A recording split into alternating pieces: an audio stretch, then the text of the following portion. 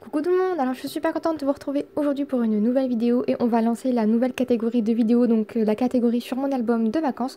Donc alors ça fait plusieurs mois que je vous en parle et ça y est, ça va commencer. Alors pour être honnête, j'ai commencé à filmer ces vidéos donc début avril. Alors avec le déménagement, les cartons, tout ça, j'ai franchement eu du mal à m'organiser et surtout à trouver le temps. Mais j'essaye de filmer un maximum de choses, donc je vous garantis pas que vous aurez des vidéos très régulières, mais en tout cas, je sachez que je vous filme tout et ça arrivera en temps et en heure. Pour ceux qui ont suivi, j'avais choisi donc à la base un album blanc, donc 30-30 de chez Artemio pour faire mon mini-album. Sauf qu'entre temps, j'ai eu la Binditol et donc j'ai finalement choisi de le faire moi-même. Alors j'ai décidé de marcher cette fois-ci avec des intercalaires, donc j'en ai sélectionné un par jour. Et il y en aura donc 7. Alors j'hésite encore à en rajouter un dernier, puisqu'en fait on est resté une journée supplémentaire, donc pour le retour on s'est arrêté dans un hôtel. Donc du coup je médite encore sur le fait d'en rajouter un dernier. Et pour le reste de l'album j'ai sélectionné donc des papiers beige et comme vous le voyez j'en ai sélectionné un paquet. Alors on va commencer donc avec les perforations donc dans les intercalaires avec la Binditol. Alors je vous préviens tout de suite, c'était la première fois que je l'utilisais, alors j'ai vraiment galéré. Et d'ailleurs il y a plutôt pas mal de petites erreurs, mais après c'est pas grave, je me dis ça fait le charme aussi donc, de l'album. Et puis au final ça me dérange pas plus que ça. Donc alors tout ça pour dire que je ne ferai pas de tutoriel avant un sacré moment sur cette machine. Alors je vais quand même expliquer brièvement comment j'ai fonctionné donc pour réaliser les intercalaires, etc. Donc j'ai mesuré mon papier et j'ai tracé un trait au milieu donc de ce papier et je vais mettre le trait donc sur la flèche qui est indiquée donc sur la machine. Donc ceux qui connaissent ils savent à peu près comment ça fonctionne.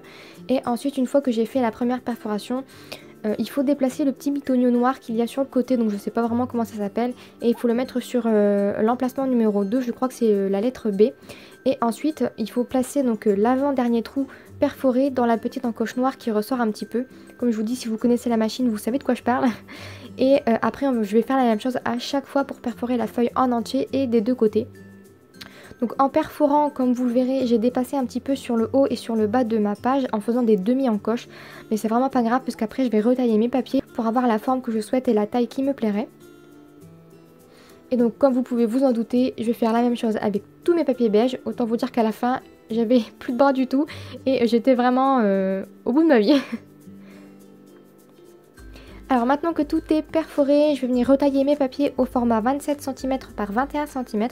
Alors je précise que mes papiers noirs sont un tout petit peu plus petits, donc c'est pas par choix, c'est juste qu'ils étaient comme ça et que j'avais que ça. Et puis de toute manière c'est pas grave puisque je vais glisser des petits onglets pour justement les différencier. Ensuite on va venir s'occuper donc des petites cartonnettes qui vont former la couverture avant et la couverture arrière. Donc je les ai fait légèrement plus grandes, elles mesurent 22 cm par 28 cm et je vais également les perforer suivant le même schéma que les papiers. Donc la seule chose à savoir c'est qu'il faut vraiment faire en sorte que les papiers soient centrés à la couverture. Donc je sais pas si vous allez comprendre mais sur la vidéo on le voit bien.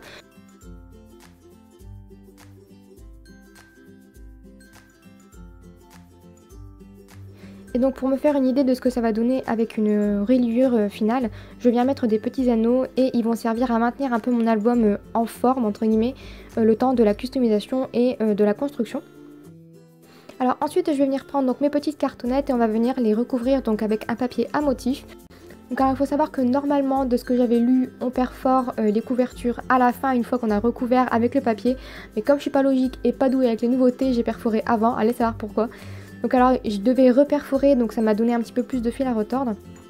Et comme je voulais le faire dans les mêmes trous pour pas faire des trous de 50 cm, j'ai centré mon papier à motif par rapport au trait qui était présent sur le carton.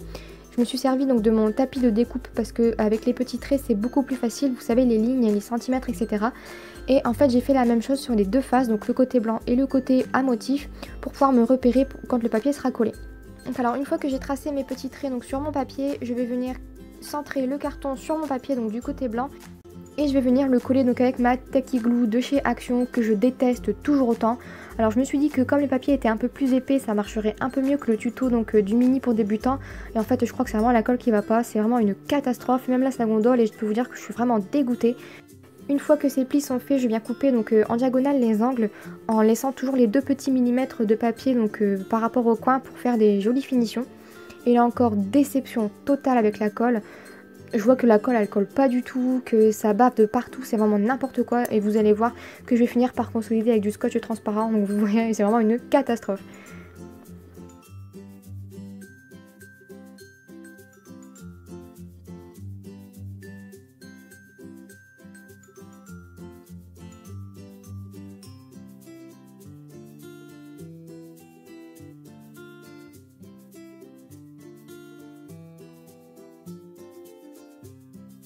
Alors du coup, une fois que le papier est collé, je viens vérifier que le trait que j'ai tracé est bien placé.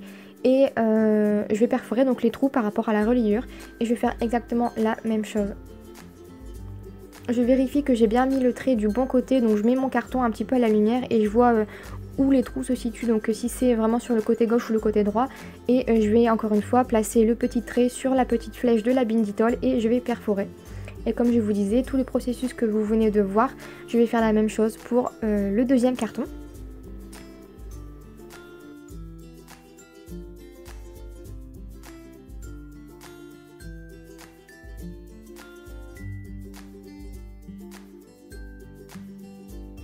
Donc maintenant que les deux cartons sont préparés, on va passer à la suite.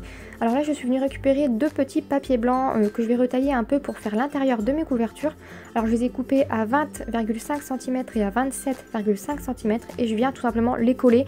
Donc en laissant un petit bord à chaque fois pour laisser apparaître le papier.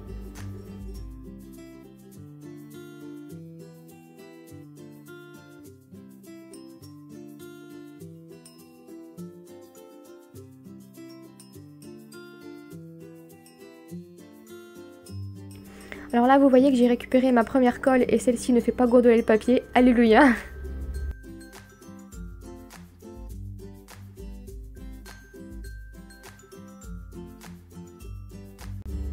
Et donc voilà ce que ça donne.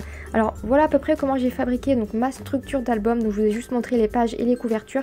Mais grosso modo il n'y aura que ça avec la spirale à la fin. Mais je vais vraiment la mettre à la fin de l'album. Donc commencez à croiser les doigts pour que je la foire pas.